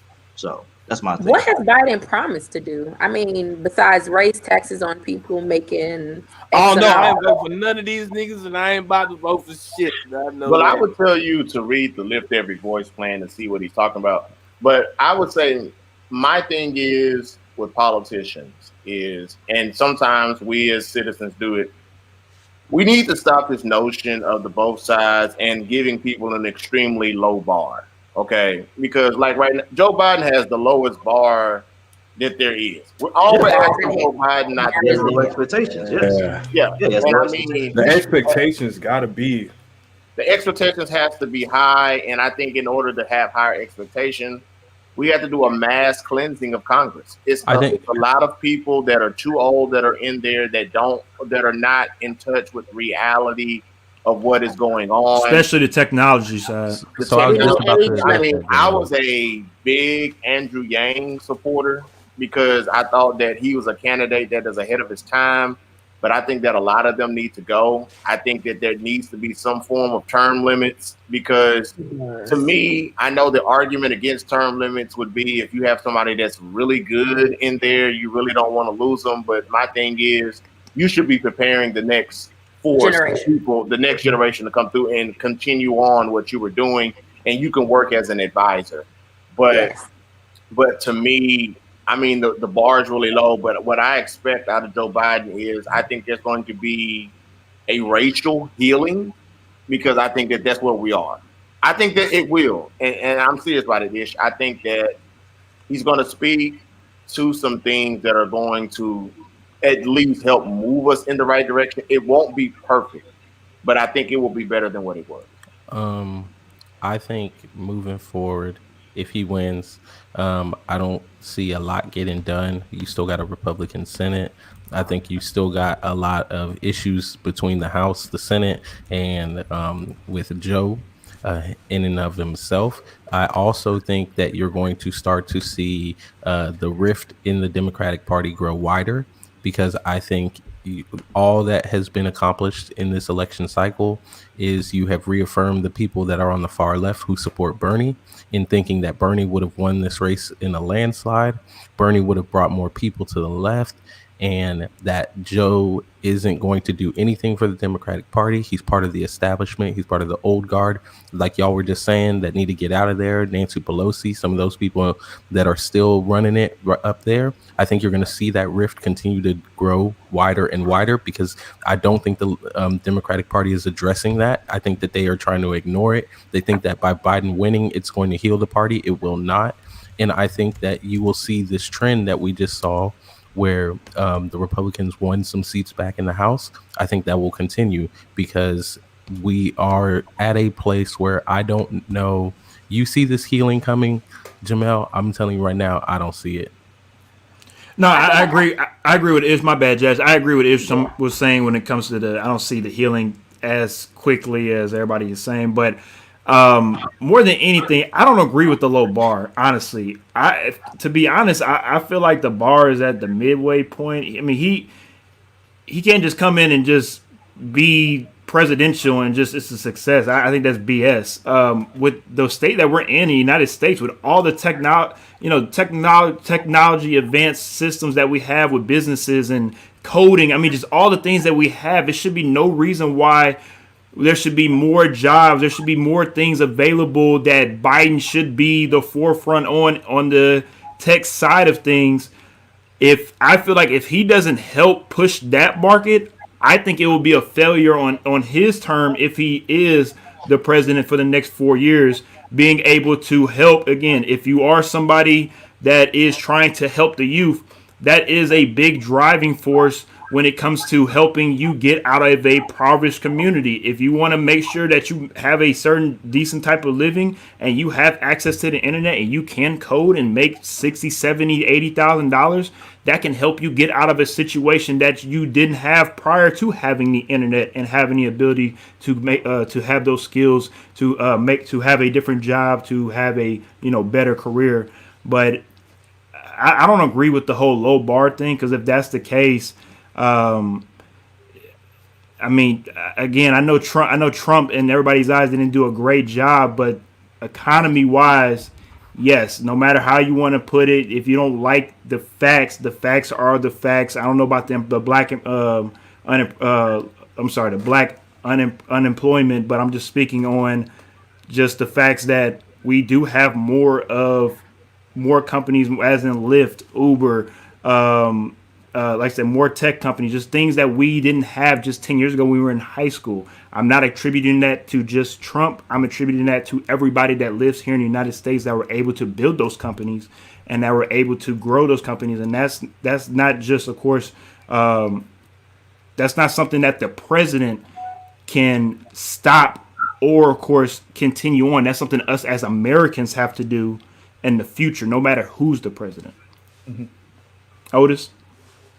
No, all I'm gonna say is that we got a tough for a 12 to 16 years ahead of us. The divide in the country is deep, and it's not going to get any easier. And Biden's going to have to do a really good job of bringing the country together and trying to sew us together and unify us. And I agree. I don't think the bar is going to be that low. I think that Trump obviously has made the bar drop immensely, and so Biden's going to have to do a good job of that. But what comes next is that, look, as an American people, we have to come together. We have to have dialogue like this and talk it out, and hopefully we can find some sort of compromise. But compromise is going to help the people and make lives better. Because in the reality of the situation, we have too many poor people, we have too many uninsured people, and we have too many people right now that just do not get a living wage. So we've got a tough task ahead, but I think Joe can do it, and I think Kamal can do it. And let's remember, he's going to have a really good cabinet around him too, if he's able to pull this off like he thinks he is. So Josh, go ahead and wrap us up. Well, I definitely think that the bar is going to be super high for Biden, and the reason why I think that is because you have a fractured Democratic Party, just to issue a statement, but you also have a stagnant and a stalemate really in Congress right now. And so, what it's really going to take to get anything done, and for this agenda to get pushed forward from the Democratic perspective, is that Biden is going to have to really be able to reach across the aisle and to be a healer, and to be a leader, and to be that representative. And it's going to take a lot, and it's really going to show. And myself and many others like myself are more than willing and excited to really see him live up to that, because we want this country to succeed, and we want us to get back to not having violence in the streets on either side or anything like that. But overall, it's going to be tough. I think it's a worthwhile venture, and I think that it's doable. We just have to make sure that each side has to be willing to sacrifice a little bit of something to meet in the middle. And there is always a middle ground that we can reach. Some things each side may not be willing to part for, but the point is we need to try. We need to talk to each other, and we need to love each other, and we need to respect each other. And we need to make sure that we come together as Americans and stop thinking of each other as the enemy, because we're not. No, I definitely agree, and I do apologize, guys. We do have to wrap this up. This has been a hell of an episode. I appreciate all of the guests that are on this show. Kinfolk and Nem, with Josh, with his Freedom of Thought podcast. Please make sure you check that out. Also, Otis, Jamil, and also Jazz. Please give them a round of applause, because they did a hell of a job tonight. And seriously, we will have you guys back on again in the future for more topics on Kinfolk and Nem. For everybody that is watching, hey, be safe, be careful. We love you, and we'll see what happens with this election. Hopefully we'll know by Friday or something. I don't know when they'll get all these votes counted, but hopefully we'll know. It'll probably be throughout the month, but yeah, it seemed like it. All right, well, you guys have a great one. Be safe out there. Thank y'all. Yes, sir.